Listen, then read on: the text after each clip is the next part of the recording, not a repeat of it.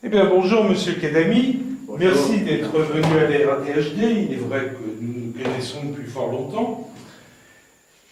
Nous avons appris que vous aviez été mis en examen la semaine dernière, je crois que c'était mercredi, et nous comprenons tout à fait que vous êtes maintenant tenu par, non pas un droit de réserve, mais au moins un devoir de prudence.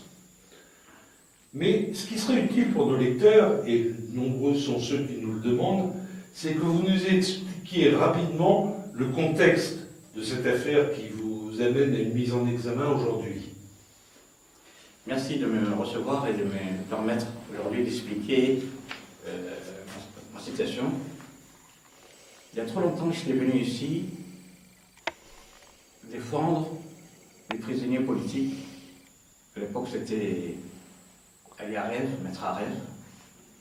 D'ailleurs, vous avez joué un rôle très important à l'époque pour défendre ces prisonniers. Et aujourd'hui, je suis là pour parler de ma mise à l'examen. Et le 21 janvier, j'ai été convoqué par la police de Nanterre qui exécutait une commission rogatoire émise par la juge, la Miss Mohamed Saïd.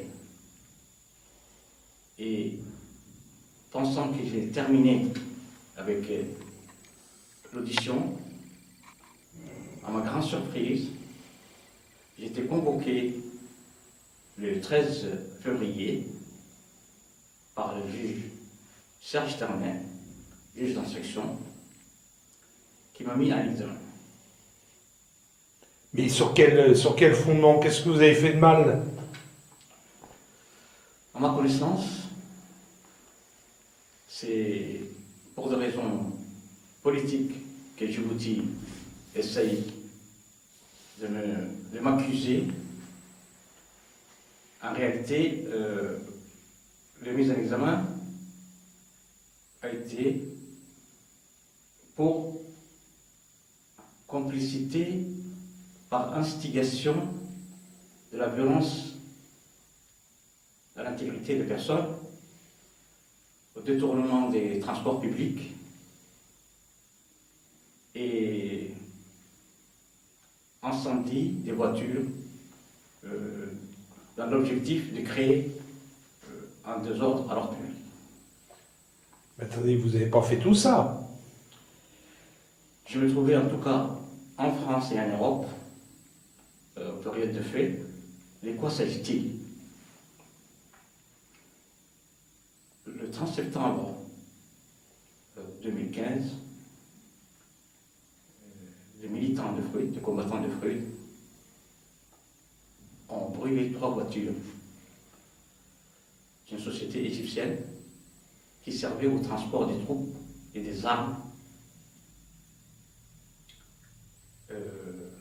dans la région de Tajoura. Alors même qu'il y avait eu une offensive de l'armée djiboutienne contre le Fruit, entre mi-août et fin septembre, ces 3 voitures ont servi au transport des troupes. Et c'est la raison pour laquelle les combattants du Fruit ont incendié ces 3 voitures. Et suite à une campagne de dénigrement sans précédent, les camarades de Fruit m'ont demandé de rétablir les faits, de dire ce qui s'est passé. Donc, je préfère croire mes camarades que le régime de Djibouti, dont on sait qu'il est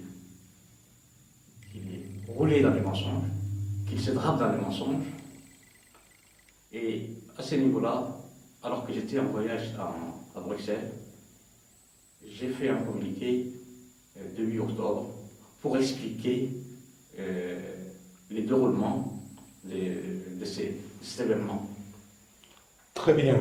Ben, écoutez, merci. Ce que je note, c'est que vous avez fait un communiqué après les faits, donc vous n'avez pas instigé les faits.